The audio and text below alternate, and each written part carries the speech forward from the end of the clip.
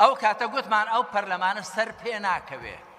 ئەو هەڵوێستەی کۆمەڵی دادگەری و سەرۆکی کۆمەڵ کە پێشتر هۆشداریان لێدا بوو بەڕاستگەڕا. پەرلەمانێک لەسەر بناغی ساختەکاری دروست بکرێت ناتوانێت لەسەر پێی خۆی بوەستێت.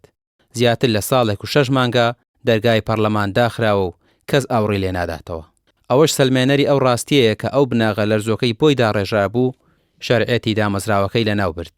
هەڵبژاردنە بەڕاستی نیشانی پرسیاری زۆری لەسرە و بۆ گێڕانەوەی اعتیبار بۆ هەرێم و بۆ دامەزراوەی هەڵبژاردن لە هەرێمدا پێویستە هەڵبژاردن دووبارە بکرێتەوە. دووبارەی نەکەنەوە ئەم لە پێم وایە حساب وێنەکە دێنمە بەرچاوی خۆم، یعنی دڵم چۆن پێکەوە دادەنشن چی دەکەن، یعنی وەزەکەیان زۆر ئاڵۆز کردو بەداخەوە.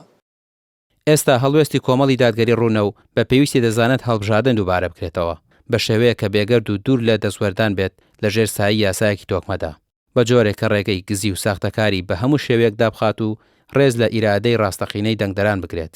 ئێمە داوامان کرد بە ڕسمی، ئێستاش داوای دەکەینەوە با هەڵبژاردنێکی نوێ بۆ پەرلەمانی کوردستان بکرێت لەسەر ڕێی خۆمانی. بەڵام ئەمە چۆن ئەمە پرسیارەکەی بەڕاستی ئێمە گوتومانە ئێستا کۆمیسیۆنی هەڵبژاردننی کوردستان محکمەی اتحادی هەڵیوەشاندەوە، کۆمیسیۆنی هەڵبژاردننی بالای عێراق ماوەی بەسەر چووە. چۆن لایەنە بە گوتی ئێمە هەڵی دەوەشێنینەوە، چۆن هەڵی دەوەشێنینەوە، باشە هەڵدەوەشاندن چۆن هەڵبژاردن دەکەی، بەچی یاسایەک دەکەی، بەچی میکانیزمێک دەکەی بەڕاستی. ئێمە پێویستە بۆم بابەتەش ئێمە ئێستا ڕای دەگەێنین، ئێمە پێمان باش هەموو لایەنە سیاسیەکان بە تایبەتەوەی کە کورسی پەرلەمانی هێناوە بێن کۆ ببینەوە لەسەر ئەوە ڕێکەوین کە هەڵبژاردنێکی پێشوەقتی پەرلەمانی کوردستان بکەین. هاوکات لە شاری هەولێر ڕێکخراوەکانی کۆمەڵگەی مەدەنی ڕۆژنامەنووسان و ڕۆژشنبیران لە بەیاننامەیەکدا دەنگی خۆیان خستە پاڵ دەنگە ناڕازیەکان و ڕایان گەیاند کە خەڵک بۆ دەرگای داخرا و دەنگی نەداوە. ئەو قەوارە دەستوریەی ئەمڕۆ هەمانە بەرهەمی دەیان ساڵ تێکۆشان و قوربانی بێشماری پێشمەرگە و خوێنی پیرۆزی شەهیدانە. هەر جۆرە کەم تەرخەمیەک لە پاراستنی ئەم قەوارەیە پشتگوێخستنی مێژوو و خیانەتە لە ئاواتی شەهیدان.